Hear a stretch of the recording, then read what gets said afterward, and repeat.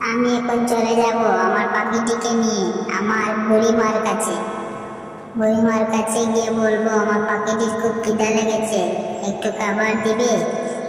বুড়িমা খাবার দিয়ে দিল। আমার পাখিটা খাবার খাচ্ছে।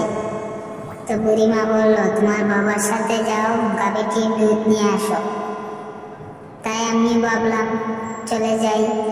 তো যাচ্ছিলাম হেঁটে হেঁটে। তো আমার পাখিটি বলল তার পানির খুব পিপাসা লাগছে।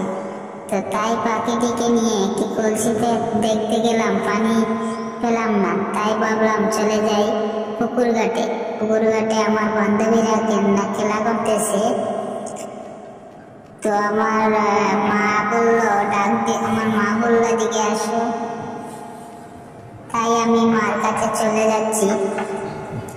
মা বলল তোমার বাবাকে সাথ দাও গাভীটির দুধ আনতে। তাই আমি ভাবলাম যাবো কিনা, যাবো না। তাই ভাবলাম চলে যাই, বাবাকে একটু সাথ দিই।